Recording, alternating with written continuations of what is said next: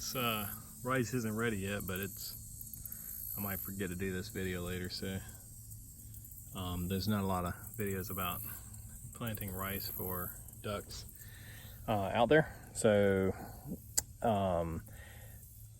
just gonna throw a video together.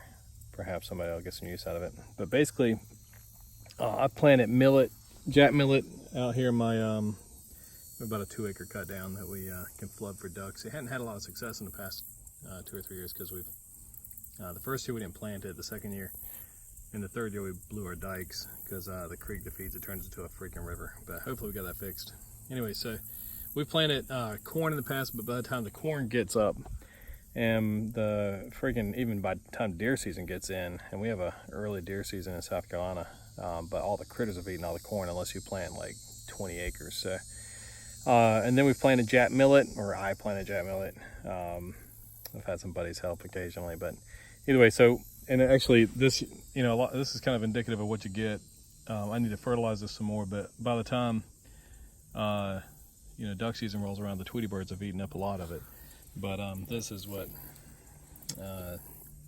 jet millet looks like, basically.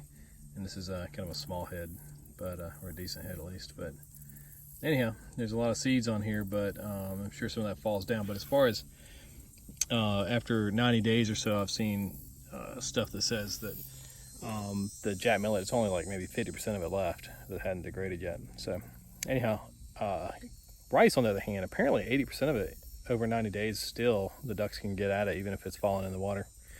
And so this year we planted some rice just for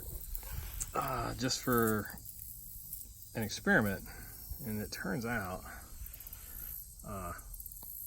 it grows here. Who knew? This is actually an old rice plantation from like 300 years ago in the swamps here before they did in the marshes.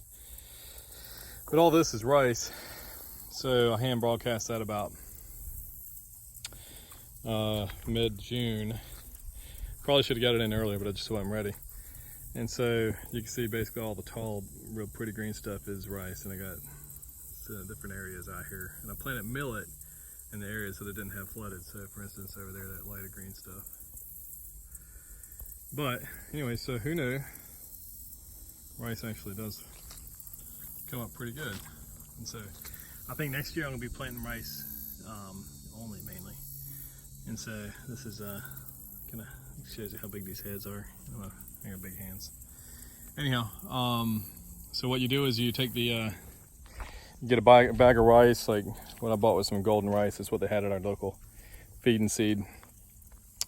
Soak it for I think 24 hours and just put it in an old pillow sack. Your wife doesn't get pissed about it too much because you're gonna ruin it.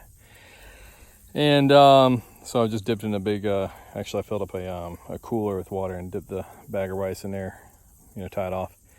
And then you take it out and you let it sit for an hour in your garage. I'm sorry, sit for 24 hours. And then you go and you broadcast it. And so I had already flooded part of this just to see if what would happen if I planted rice. And so I'm gonna be doing this from now on.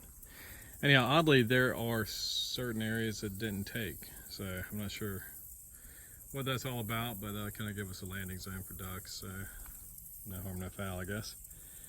Anyhow, so that's it. That's rice at South Carolina, planted June, I think it's June 25th, but it may be around mid-June.